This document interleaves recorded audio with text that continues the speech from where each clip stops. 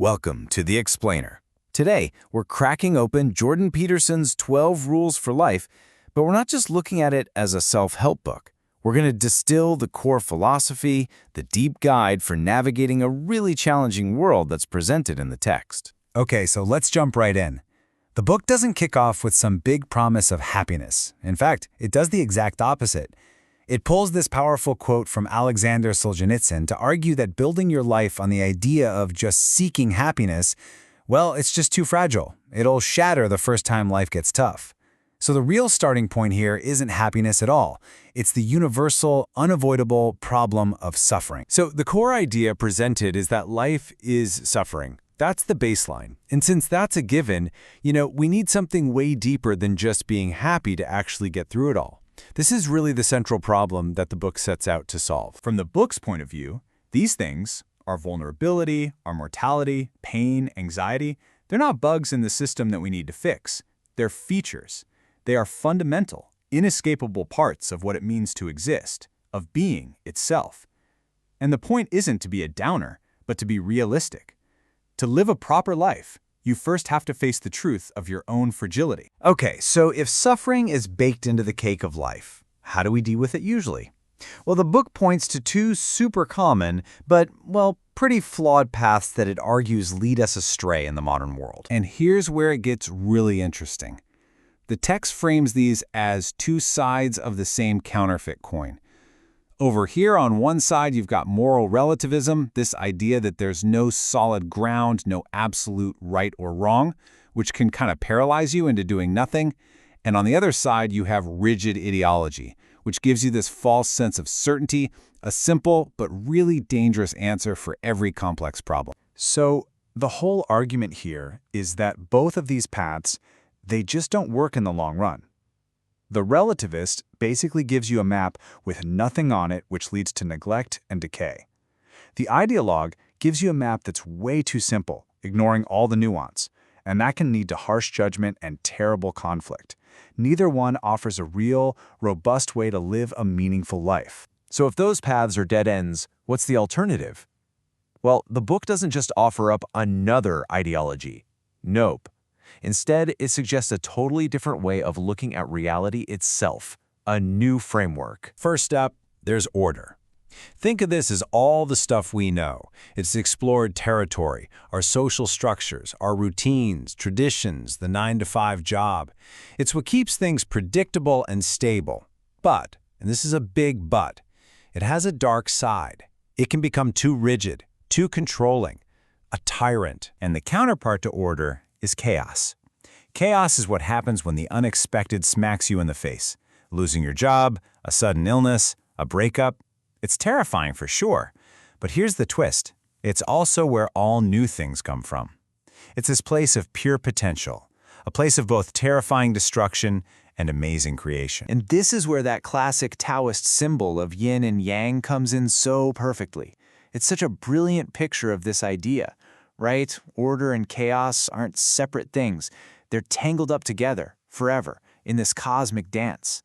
And that little black dot in the white part and the white dot in the black, that's the secret sauce. It means one can always turn into the other. So where does that leave us? This isn't just some cosmic, abstract idea. The book argues that a meaningful life is lived right on that razor's edge between the two. It's about walking that narrow path with one foot planted in the security of what you know, in order, and the other stepping out bravely into the unknown, into chaos. But how do you actually live on that border? I mean, what does that even look like? To make this idea less, out there and more down to earth, the book turns to a really surprising example from the animal kingdom. So, meet the lobster. Now, why a lobster? Well, the book uses this creature to make a really profound point. These hierarchies we live in, they're not some new modern human invention. No way. The argument is that they are ancient, a fundamental part of life on this planet that our biology has been adapting to for millions and millions of years. Okay, get this. This table is absolutely fascinating. It shows how a lobster's brain chemistry, specifically a chemical called serotonin, is literally tied to its social standing. When a lobster wins a fight for territory, boom, serotonin levels shoot up, and it stands up tall, puffs itself out, looking confident. But if it loses, serotonin plummets, and it physically cringes and scuttles away. And here is the absolute crucial point. That same ancient biological circuit, it is still running inside of you and me. Our brains are wired in a very similar way. How we see ourselves, our perceived status in the world, it directly affects our brain chemistry, our mood, and even how we physically carry ourselves. So this is what it's all been leading up to. The book's very first rule. Standing up straight with your shoulders back isn't just a physical instruction. It's presented as a psychological and even spiritual choice to voluntarily accept the challenges and burdens of life. The idea is that this simple physical act can kickstart a positive feedback loop, changing how you feel, which then changes how others see and react to you. Okay, so starting with that deep biological reality, we can now get into the real practical strategy for how to actually navigate this complex life that the book proposes. In a world where you're constantly seeing everyone else's highlight reel online, comparing yourself to them is, well, it's just a recipe for misery. The book's point is that there will always be someone better than you at something. It's a game you can't win. The only game you can truly win is the one against yourself. So, the only question that matters is, are you a little bit better today than you were yesterday? So how do you do it? The book lays out this really practical, almost surprisingly simple process. First, aim small. Find just one thing that's a mess that you could and actually would fix. Then, you gotta negotiate with yourself, like you're a good manager. Ask, what's a fair reward for doing this? And third, and this is key, when you actually do it, give yourself the reward. It's about treating yourself like someone you're responsible for helping. Now, this isn't about some massive, heroic, life-altering effort all at once. The book suggests that if you just do that simple 3-step process, day in, day out, for maybe, 3 years, your life will be unrecognizable. It's the magic of compound interest. Small, consistent improvements build up into something truly dramatic over time. And this all circles back to a really deep philosophical point. What you aim at literally determines what you see. If you aim at nothing, the world's going to look like a chaotic, hopeless mess.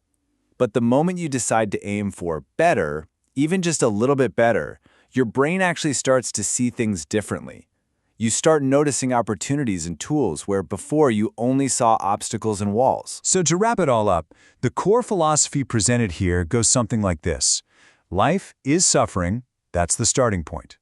Meaning is found by walking that tightrope between the security of order and the potential of chaos. And you do that by taking individual responsibility, starting with something as simple as your posture, and then aiming for small, daily improvements, competing only with the person you were yesterday. And that leaves us right where the book wants us to be, with a really practical question, just for you. It's not about fixing your whole life overnight. It's about taking one single, small, voluntary step. What is the one thing you could and would do today to make things just a tiny bit better?